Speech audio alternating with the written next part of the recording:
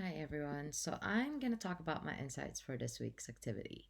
So, my first insight is from our text on page 53, where it talks about the lesson that journalists learned through blogging.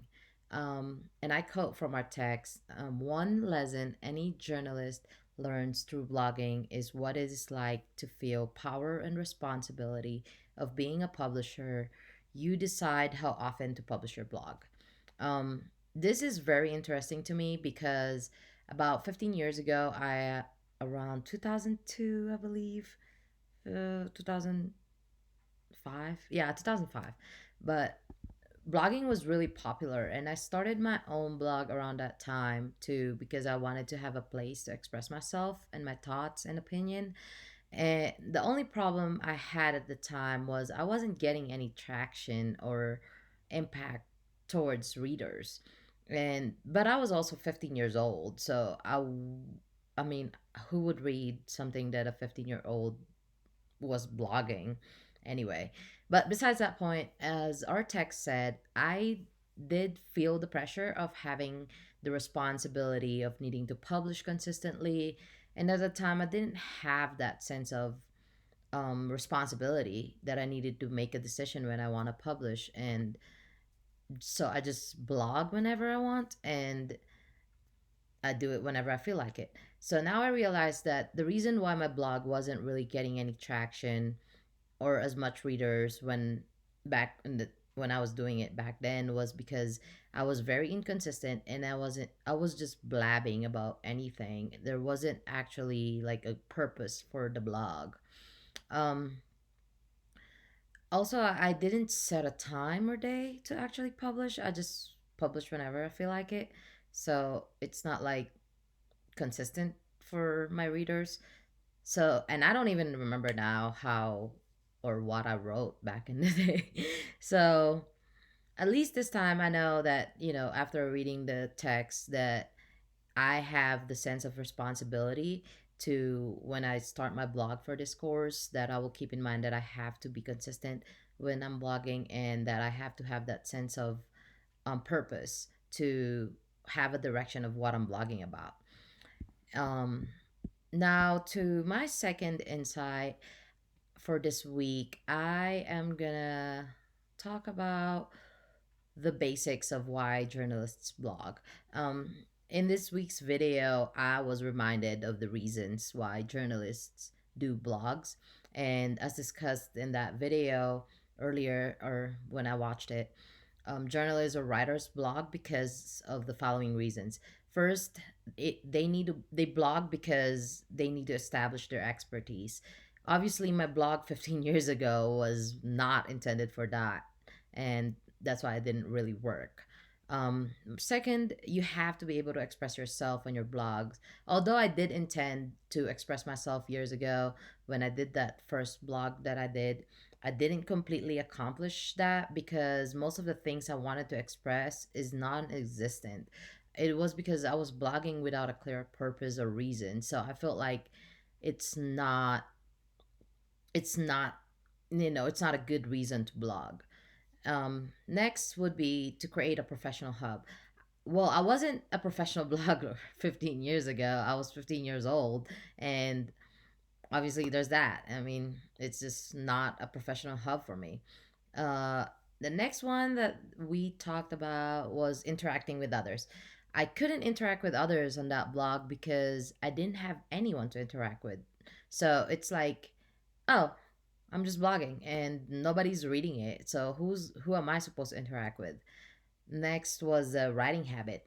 Yeah, this part is really, really important to me because English is my second language, and it is a little challenging to maintain good writing skills in English when I also have another language that I use.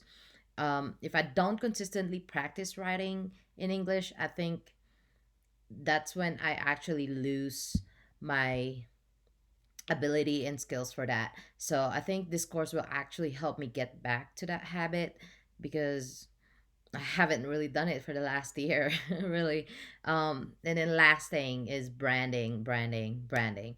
It is very important to create your own brand. I know that, and I did started that a few years ago in 2014 when I started working as a public affairs for the army. So I was doing journalism, videos, and all that stuff for the army. Um, I know how important branding is for me because it shows who I am. It creates my unique ability or sense of who I am. It creates the authenticity for me as a writer or as a journalist.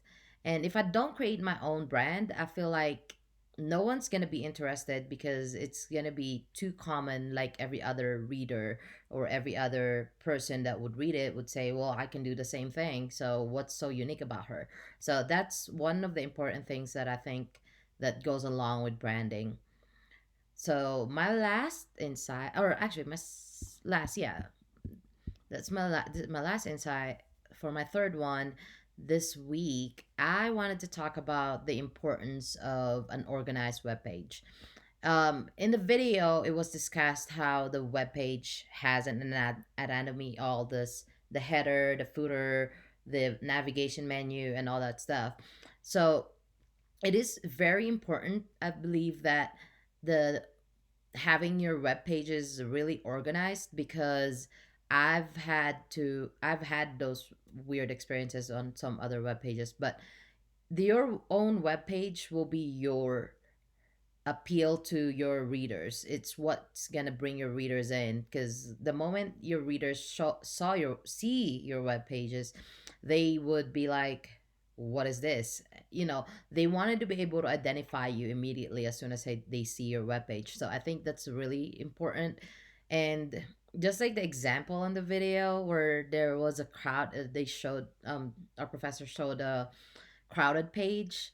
That one really confuses people because I've had that experience where I went to a webpage for a certain company that said they have this kind of service that I wanted to get, and I couldn't, for some reason, I just couldn't find the exact service I wanted because the page was so cluttered and crowded. So I didn't even last long on that page. I think I was there for like a minute and I quit. I just left the page and looked for a different company that has an easier access to whatever I wanted. So I felt that having a crowded web page will pretty much throw your audience away and they would just leave you hanging, and you won't have anybody who would read your blog anyway at that point. So in this course, I will keep in mind how I felt when I saw that web page and know that that's what my audience will feel when I do my own blog and or my own web page. So I will make sure that I keep that in mind, and I will continue to organize my webpage the way it would be appealing for my audience, and it would be appealing for the readers, and it will be pleasing to their eyes, and they won't be confused, or they wouldn't hurt their eyes to see something so crowded or disorganized. So yeah, those are my insights for this week, and I hope you guys talk about yours too soon so I can see what everybody else thinks. And I think this is really going to be an interesting course for me because I am enjoying what I'm learning, and it is a really good thing that I get to refresh from what I started off years ago, and now I'm just getting the foundation and the basics set up for a better future for me.